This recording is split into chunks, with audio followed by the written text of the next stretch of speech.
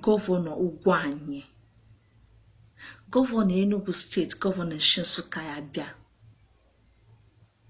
Ibezigbo Tologbo, Ibana Yakwa, Imagihe, Ogbaga Kaganya, Ohagega Mashidogihe.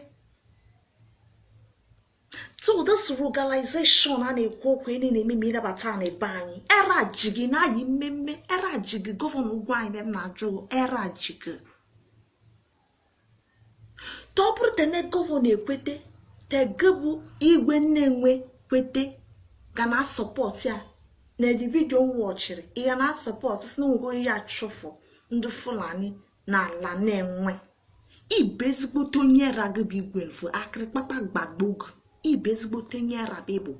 You want to sell your birthrights una magihe. You people are just a fool. How many of your kids in Nigeria? No in Nigeria. Yeah? And even the youth that were there, that were present there, shouting Igwe, all of you put together are fools. You people are fools because you cannot open your mouth because you see, you saw police and army there. You cannot talk. You can't say anything. Ugwanyi bezbo tewu. Ewu bibo nke nbo na ewu tekiri m karima bụ ekekonu juko meha goze gata ni bu juko teke gata la boroko ifuta goze bia etukura ni bu nwoke ibugu nwoke bibo mo gene to my side ni bugu nwoke bibo mo gene nwoke an bi me ha mfini mo bu nwa ka nwere obu mo na agbaga. Okay, was it not 2 years ago? This same Fulani men in a their localization now. They were the same people that killed our brothers and sisters. Nenkano,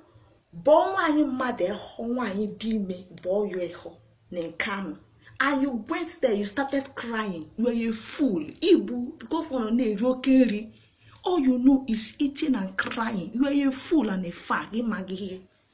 No one is denying the fact that you are not working in Enugu State. No one is denying that fact, but you are a fool. Governor Bani Bezigbo Tenyera people. And those soka in the Enugu State, don't allow this governor to imagine between Ayin and that was a Morgan Aye because now I be a book and they would take one mechanism. As we bed the governor Mushi, I saw again the sucker. Up again the sucker. That is how Kenneth came out the other time. Obia kuchero nonsense cause the cat apoma. Ibia me kwete ruralization. Imakwari yebu ruralization. Yeah? The gemenda was Fulani be burone bany. Eh? Be burone bany, woru bany, womeri bear. Anytime actually be bany. They want to turn Eastern region to Islamic, domain. Let me just put it that way. And if Otakwereka, Nkonya was suffering at the video of Tamabiano and idea Swibo, not Nenu Bamoria. That is bullshit. I don't want to know. I don't care. But what I am trying to say, on the Enugu State, don't allow that localization because these people are deadly. And they are deadly. And they are ready to do and undo. Governor Ugwanye bezigbo tana mana people. Imago ogbone siri n'oko kagoye, mogni bezigbo torlogbo. Imago okure siri n'oko kagoye, mogni bezigbo tana yewa imagihe, amamni magihe. Chineke bere nike, nekwene menya no. Yabne kuro kunju komgoze gata. Say no to localization, Enugu State. Say no to localization. If you know that you want to stay in your land peacefully, say no to localization because this thing, we are not going to take it. Even if other places will take it, but we are not going to take it. We, the Biafrans, we are not going to take it. No. Because that man is trying to show his true color now by accepting localization, and we said no. We stand on our feet and we say no because now localization in our place, in our farmland. They cannot come and invade our farmland again. No. We cannot agree. These people are extremely wicked, and you want to accept them. They were the same person that went to where is it called? That went to Nkano to go and slaughter people, and you went there and you were crying like a baby. You are not worthy to be called a man.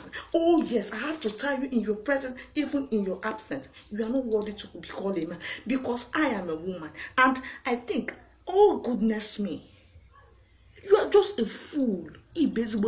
People.